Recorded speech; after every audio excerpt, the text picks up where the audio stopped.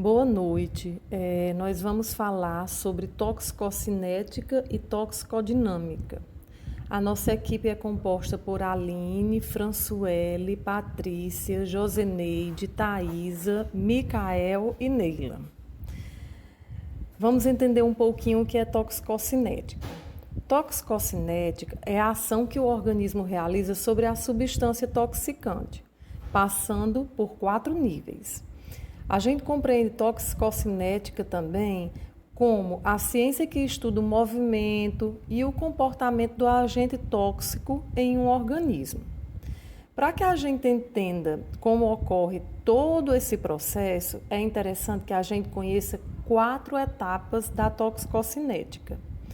São 4 níveis para isso, que é o processo de absorção, distribuição, biotransformação e excreção, que nós vamos detalhar posteriormente para vocês. Para que o nosso corpo chegue a um processo de intoxicação, é necessário também algumas fases, como a primeira, a exposição. Exposição é quando o nosso corpo entra em contato com o agente toxicante. E para isso vai ser necessário algumas vias de introdução. As mais conhecidas são a via dérmica, respiratória, a oral, certo? A segunda fase é em relação à toxicocinética. E é aí onde entra esses 4 níveis que foram falados anteriormente, que é a absorção, distribuição, metabolização e a excreção. A toxicocinética nada mais é aquele processo em que o nosso corpo,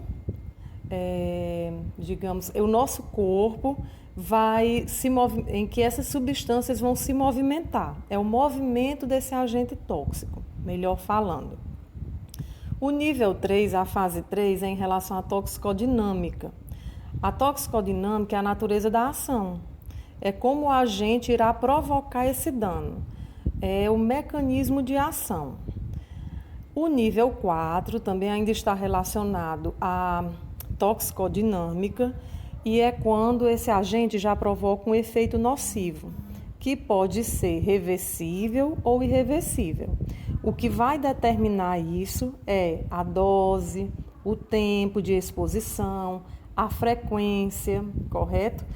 Na toxicodinâmica, nessa fase aí 4 também, é quando a gente já começa a apresentar alguns sinais e sintomas. Alguns sinais, eles podem ser diagnosticados através de exames e os sintomas são aqueles típicos de uma intoxicação, que nós podemos citar as náuseas, vômito, confusão mental, febre, sono e até convulsão. Olá, turma. Meu nome é Joseneide. Eu fiquei com as principais vias de absorção. Existem 3 principais vias de absorção, que é a respiração, a gastrointestinal e a cutânea, que é a pele. A respiração acontece geralmente com gases ou substâncias voláteis. Sem dúvida, a via respiratória é a mais importante, que a absorção se dá tanto nas vias aéreas superior quanto nos alvéolos. Ocorre geralmente em ambiente de trabalho. Já a gastrointestinal geralmente ocorre por intoxicação intencional, com medicamentos ou veneno, mas também acidental, especialmente em casos de criança. E pela pele, a intoxicação é menos comum. A intoxicação mais conhecida são local produzido pelo contato com agente tóxico. Tem muitos fatores que influenciam a absorção através da pele. É o tamanho da área exposta ou o tempo de exposição. Bom, gente, a minha parte foi essa. Muito obrigada. Olá, pessoal. Boa noite. Me chamo Aline e vou dar continuidade à apresentação. A nossa colega acabou de mencionar anteriormente as principais vias de absorção, que são a via respiratória, a mucosa gastrointestinal e a pele. Eu vou falar um pouco sobre o mecanismo de transporte da absorção. Conforme o slide, podemos observar A absorção é facilitada por mecanismo de transporte através de membrana como transporte ativo, transporte passivo, pinocitose e difusão facilitada. O transporte passivo acontece quando o gradiente de concentração ele favorece a entrada da substância que deve possuir uma estrutura molecular pequena. Já o transporte ativo é onde há o gasto de energia, pois a entrada da substância vai contra o gradiente de concentração, sendo essa uma via de transporte saturante envolvendo carreadores de origem proteica. A pinocitose é um processo de endocitose, em que a célula ingere líquidos ou pequenas partículas em solução aquosa, sem ser por difusão, certo? Mas por transporte em massa através de membranas plasmáticas. Ou seja, em outras palavras, é um sistema de alimentação celular complementar à fagocitose. Já a difusão facilitada é um transporte passivo mais elaborado com ou sem a presença de proteínas. São dois tipos de transporte passivo, que consiste na passagem de substâncias pela região lipídica da membrana plasmática, de um local de maior concentração para um de menor concentração. Ou seja, em outras palavras, podemos dizer que é a favor do gradiente de concentração. Inclusive, em outra disciplina, a gente teve um professor que falou muito sobre isso. Eu acredito que os colegas vão relembrar. Boa noite. Como as meninas já falaram bem, né, sobre as vias, né, de absorção, então vou falar um pouco para vocês sobre a distribuição. Como vocês bem sabem, né, no pulmão tem a região dos alvéolos, e os alvéolos a gente sabe, né, que eles são bastante vascularizados, então são por onde esses agentes tóxicos entram na corrente sanguínea através da via respiratória, através dos alvéolos pulmonares, que eles entram na nossa corrente sanguínea.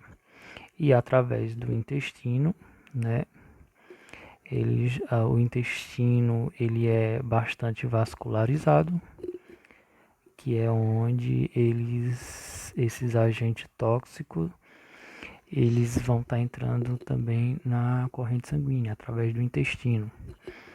E após sua absorção, ele é distribuído por todo o corpo. Após entrar na corrente sanguínea, ela distribui por todo o corpo, né?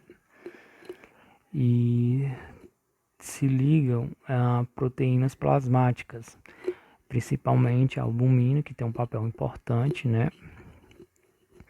Pois se trata de uma macromolécula que geralmente ela atrapalha muitas vezes a ação de qualquer outra substância que passa ali pela nossa corrente sanguínea, pois ela tem um papel de se agregar a moléculas do plasma.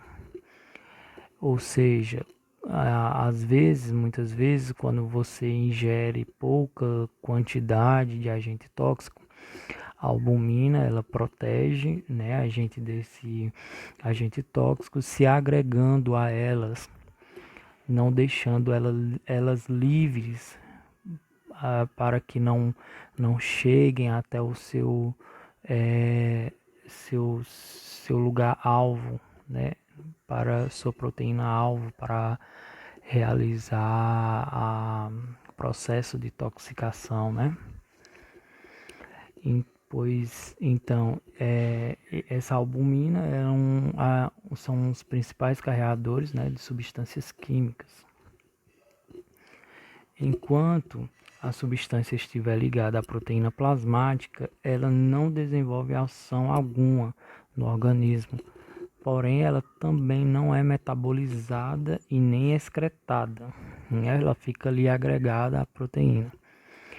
A ligação não é irreversível, geralmente do tipo liga-desliga, pois fornece a ligação com o sítio de ação do toxicante. Quanto maior a taxa de ligação de uma substância às proteínas plasmáticas, maior a meia-vida dessa substância e mais tempo ela permanece circulante. Ou seja, tem o seu lado ruim também dessa substância ficar ali agregada à albumina, né? Que ela vai ficando ali armazenada. Aí pode ser um pouco pior, né? Ficar armazenada.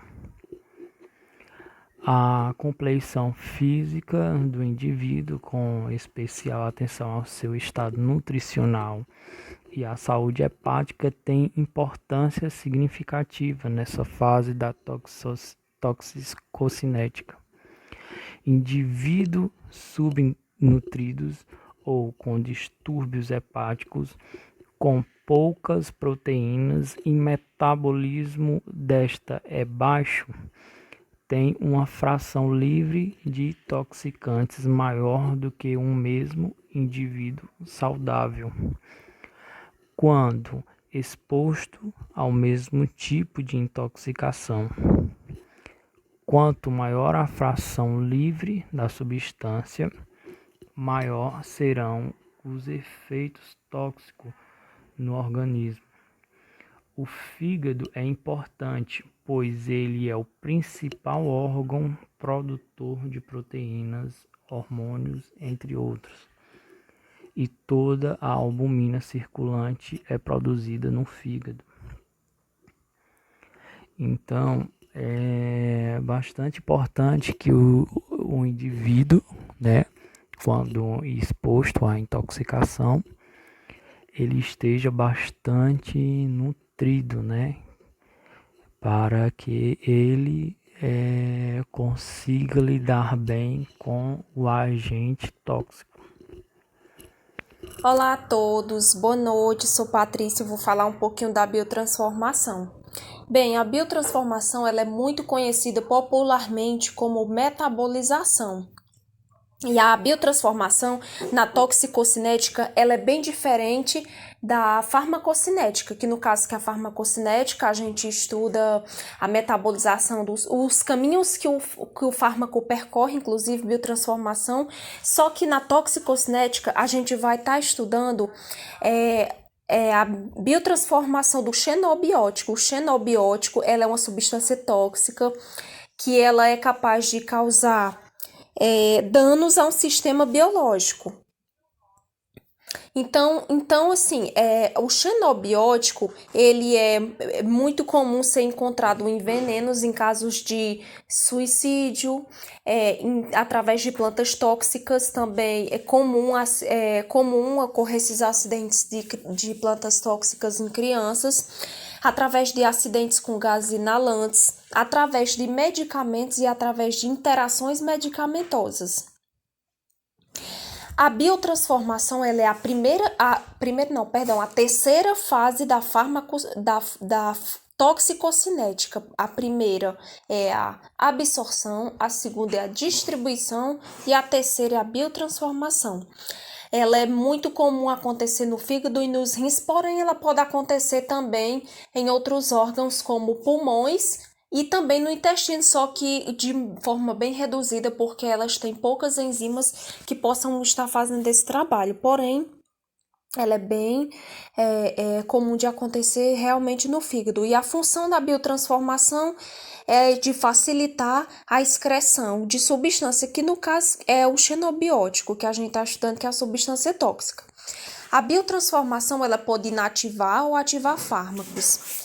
E os índices de biotransformação, eles são bem individuais para cada pessoa, cada indivíduo, pois algumas pessoas metabolizam tão rapidamente os xenobióticos que eles são incapazes de causar alguma reação adversa. Então, assim, eles não alcançam as concentrações plasmáticas porque é metabolizado de forma muito rápida, da mesma forma excretado de forma rápida.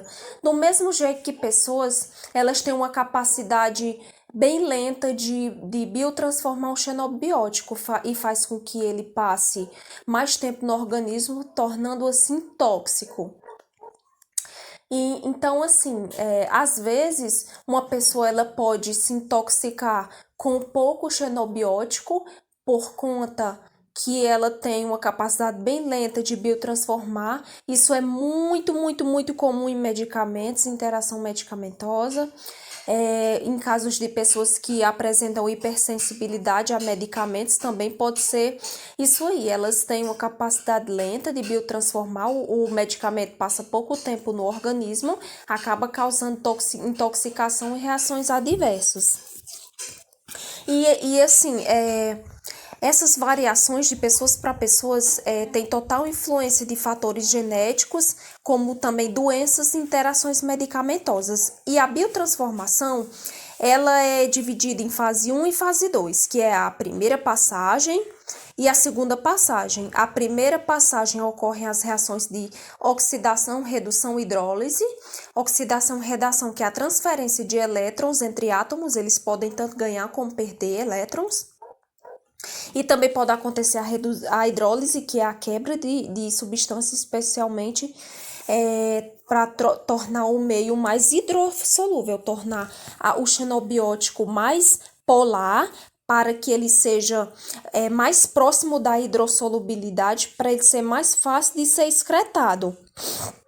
E assim, uma coisa interessante que eu vi no nosso estudo é que a concentração do agente tóxico, automaticamente o fígado ele tenta conter, ela é reduzida pelo fígado antes de atingir toda a circulação sistêmica. A gente acabou de ver que a distribuição ela ocorre antes da metabolização. Só que quando a substância, o xenobiótico, ele quando ingerido por via oral, ele é absorvido pelo intestino. Após ele ser absorvido pelo intestino, ele passa pelo fígado através da bile. E quando ele passa pelo fígado, ele é reduzido, a sua concentração ela é reduzida, ele passa pelo fígado, entra no sistema hepático, e só depois que ele atinge a circulação sistêmica. Isso é bem interessante. Eu também não sabia disso. E a fase 2 são a formação de novos ligamentos, são adicionados agrupamentos funcionais nas moléculas e para que elas fiquem mais complexas com o auxílio das transaminases, que são as enzimas hepáticas. Tudo isso com o objetivo de transformar a substância xenobiótica com pouca solubilidade no meio aquoso para um mais hidrossolúvel, para que ele seja excretado. Muitas vezes, quando a fase 1 ela não é eficaz, o xenobiótico ela vai para a fase 2 para que ela seja excretada através do sistema renal. Dando continuidade ao trabalho e finalizando metabolização com a colega Patrícia e iniciando o processo de excreção, o que podemos falar a respeito de excreção é que a excreção ela é realizada através dos rins, pois os rins são os principais órgãos de excreção de xenobióticos após a biotransformação por meio da produção da urina. Mas também os pulmões, eles também têm papel na excreção. Ele tem papel na excreção, especialmente nos metabólicos voláteis e gases. Existem também outras vias que também atuam com o processo de excreção, que é através dos cabelos, da lágrima, do suor e do leite materno. Boa noite, pessoal. Eu vou falar um pouquinho sobre a toxicodinâmica. A toxicodinâmica é o estudo da ação tóxica exercida por substâncias químicas no organismo.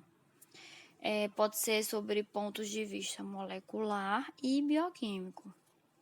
Existem dois conceitos sobre toxicodinâmica, que é a toxicidade aguda e a toxicidade crônica.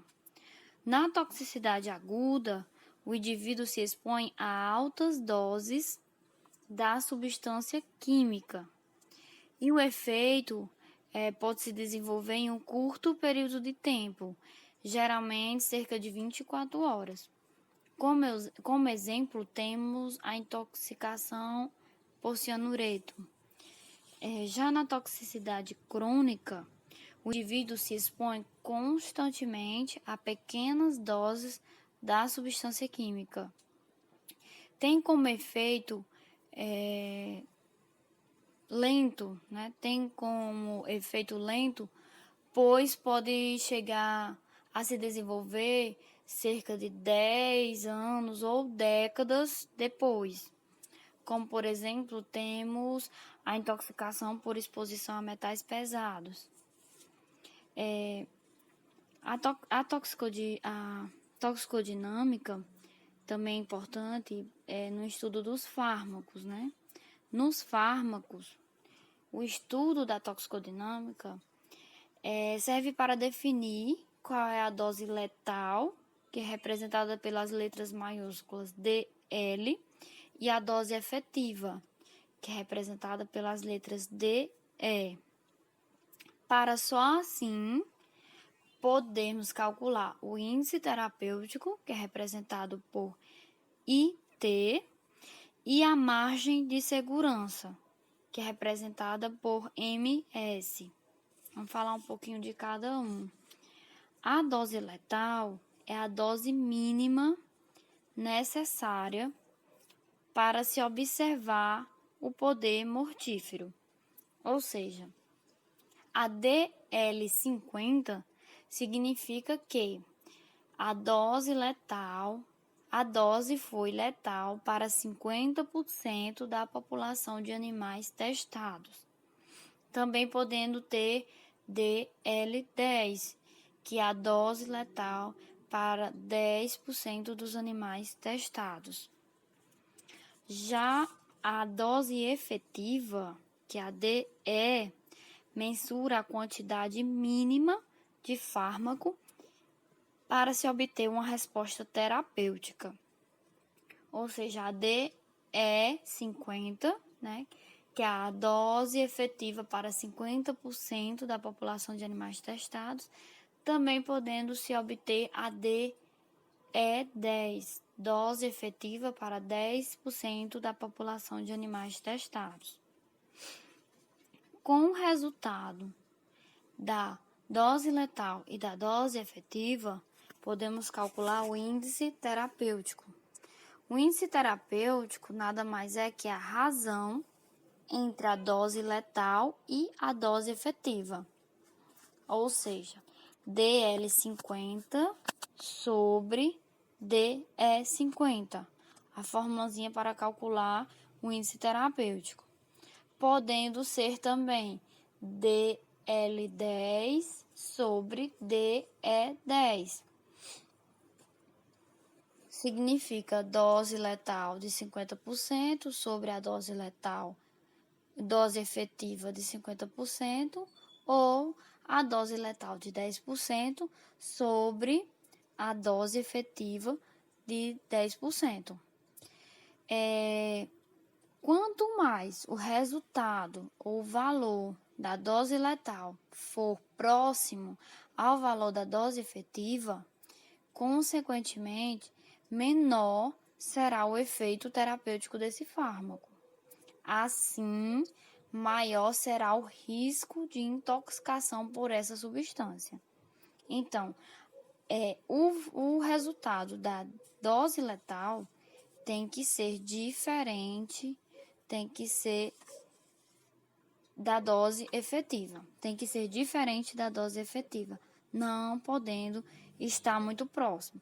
Quanto mais diferente, menor o índice de intoxicação. Quanto mais próximo, quanto mais igual, maior será o índice de intoxicação.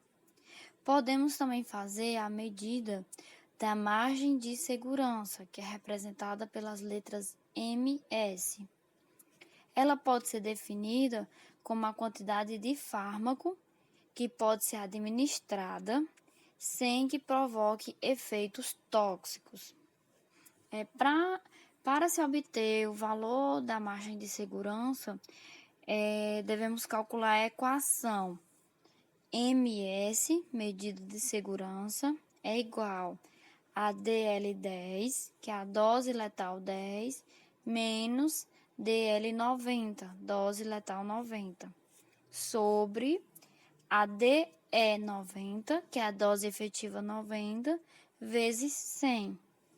Com essa equação, podemos obter a margem de segurança, fazendo-se assim com que o estudo da toxicodinâmica seja essencial na fabricação, na formulação dos fármacos, para que a gente obtenha todas essas doses que venham a ser necessárias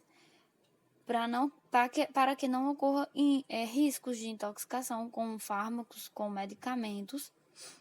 São feitos todos esses estudos, todos esses levantamentos, tudo dentro das normas da farmacodinâmica.